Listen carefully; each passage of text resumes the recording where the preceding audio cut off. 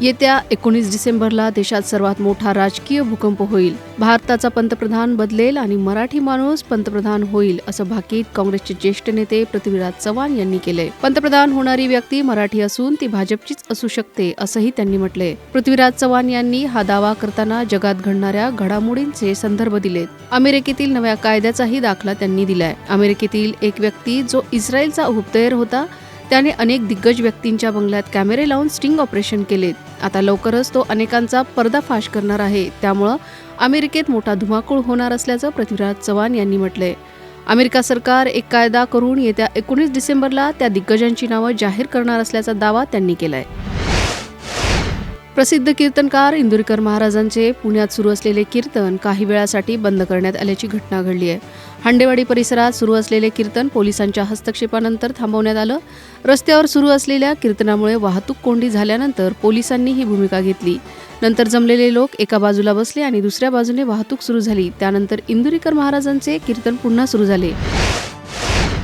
सध्या नागपूरमध्ये काँग्रेसचे प्रदेशाध्यक्ष हर्षवर्धन सपकाळ यांनी पुन्हा एकदा देवेंद्र फडणवीस यांच्यावर टीका केली आहे. देवेंद्र फडणवीस यांना अधर्मी म्हणले पाहिजे, तसेच निंदकाचे घर असावे शेजारी, हा संदेश सुद्धा त्यांना मान्य नाही. देवेंद्र फडणवीस यांना मी जल्लाद म्हणालो होतो. फडणवीस हे लोकशाहीला फाशी देत असल्याची टीका काँग्रेसचे प्रदेशाध्यक्ष हर्षवर्धन सपकाळ यांनी केली आहे. राज्याचे हिवाळी अधिवेशन कसे झाले असा प्रश्न सपकाळ यांना विचारले असता त्यांनी राजा उदार झाला आणि हाती भोपळा आला अशा शब्दात अधिवेशनाचं वर्णन केलंय. राज्यात थंडीचा कडाका चांगलाच वाढलाय. त्यामुळे मध्य महाराष्ट्रातील 7 जिल्ह्यांमध्ये थंडीच्या लाटेचा इशारा देण्यात आलाय. राज्यातील इतर जिल्ह्यातही थंडी कायम राहणार आहे. धुळे, नंदुरबार, नाशिक, जळगाव, अहिल्यानगर, पुणे आणि सोलापूर या 7 जिल्ह्यांमध्ये थंडीच्या लाटेचा हवामान विभागाने इशारा दिलाय. पश्चिम महाराष्ट्रात गारठा कायम आहे. हवामान विभागाने पुणे आणि सोलापूरला थंडीच्या लाटेचा इशारा दिलाय. पुण्यात किमान तापमान 9 तर कमाल 28 अंश सेल्सिअस राहील असा अंदाज आहे. कोकणातही थंडी वाढली असून अनेक जिल्ह्यात गारठा कायम आहे. रविवारी मुंबईतील किमान तापमान 18 अंश सेल्सिअस असं राहील तर आकाश निरभ्र राहील असा अंदाज वर्तवण्यात आला आहे. राज्यातील अकृषी विद्यापीठे आणि वरिष्ठ महाविद्यालयातील रखडलेल्या प्राध्यापक भरतीचा गुंता अखेर सुटलाय. राज्यपाल आणि कुलपतींनी यापूर्वी 80+20 अशा गुणांच्या सूत्राऐवजी 60+40 गुणांच्या नव्या सूत्राला मान्यता दिली आहे. त्यामुळे राज्याच्या रखडलेल्या प्राध्यापक भरतीचा मार्ग मोकळा झालाय. याविषयीची माहिती उच्च व तंत्र शिक्षण मंत्री चंद्रकांत पाटील यांनी विधान परिषदेत दिली आहे. महाविद्यालय स्तरावर वरिष्ठ प्राध्यापक पदांच्या 5112 जागांना वित्त विभागानं मान्यता दिल्यानं राज्यात मोठी भरती होणार आहे.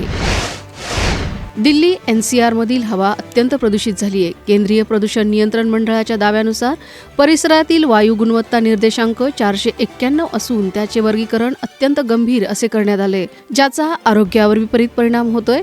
वाढत्या प्रदूषणाचा विशेषतः फुफ्फुसांचा आजार असलेल्यांना त्रास होतोय.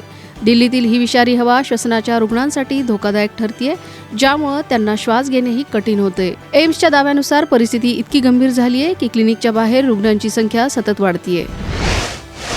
भारतीय हवाई दलाच्या एका निवृत्त कर्मचाऱ्याला अटक करण्यात आली आहे. त्याला पाकिस्तानी गुप्तचर यंत्रणाशी संबंध प्रस्थापित करणे आणि त्यांना संरक्षण क्षेत्राविषयी कागदपत्रे पुरवल्याच्या आरोपावरून आसाममधील तेजपूरमधून ताब्यात घेण्यात आले.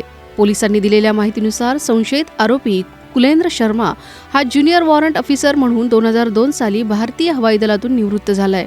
त्याला भारताचे सार्वभौमत्व, एकता आणि अखंडता धोक्यात आणणारी कृत्य करणे, भारत सरकारविरुद्ध युद्ध पुकारणं, गुन्हेगारी कट रचणं, गुन्ह्याचे पुरावे नष्ट करणं अशा आरोपांखाली अटक करण्यात आली आहे. अमेरिकेतील 19 राज्यांनी देशाचे अध्यक्ष डोनाल्ड ट्रम्प यांनी H-1B व्हिसा फी वाढीच्या निर्णयाला विरोध केलाय. 19 राज्यांनी H-1B व्हिसा फी वाढी विरोधात कोर्टात धाव घेतली आहे. डोनाल्ड ट्रम्प यांनी काही दिवसांपूर्वी H-1B व्हिसाची फी $1,000 वरून $1,00,000 केली आहे. 19 राज्यांनी ट्रम्प यांनी केलेली H-1B व्हिसा फी वाढ बेकायदेशीर असल्याचा दावा केलाय. यामुळे ज्या कंपन्या कुशल विदेशी कर्मचाऱ्यांवर अवलंबून आहेत त्यांच्यावर बंधनं येत असल्याचा दावा केलाय. अर्जेंटिनाचा महान फुटबॉलपटू लिओनेल मेसी तब्बल 14 वर्षांनंतर भारत दौऱ्यावर आला असून त्याचा अनुभव मात्र 2 शहरात पूर्णपणे वेगळा ठरला. कोलकाता या ठिकाणी गोंधळामुळे त्याला कार्यक्रम अर्धवट सोडावा लागला. तर हैदराबादमध्ये मेसी चाहत्यांचा प्रचंड प्रतिसाद आणि सन्मान अनुभवताना दिसला. कोलकात्यातील सॉल्ट लेक स्टेडियममध्ये निर्माण झालेल्या अराजक परिस्थितीमुळे मेसी अवघ्या 22 मिनिटात मैदान सोडून निघून गेला. त्यामुळे कोलकाता दौऱ्याच्या आठवणी फारशा सुखद राहिल्या नाहीत. हैदराबादमध्ये मात्र चित्र वेगळं होतं. या ठिकाणी मेसीने तेलंगणाचे मुख्यमंत्री रेवंत रेड्डी यांच्यासोबत मैदानात फुटबॉल खेळला. तसेच मुलांसोबत खेळत त्यांनी कार्यक्रमात रंगत आणली.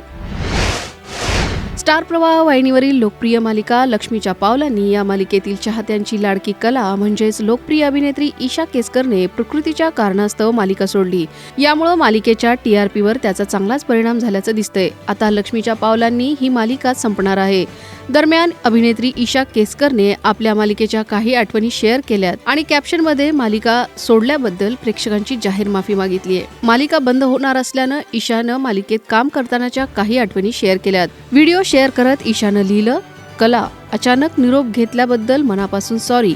तुम्ही प्रेक्षकांनी केलेल्या प्रेमासाठी मी कायम ऋणी राहील. Thank you so much for everything असं तिनं म्हटलंय.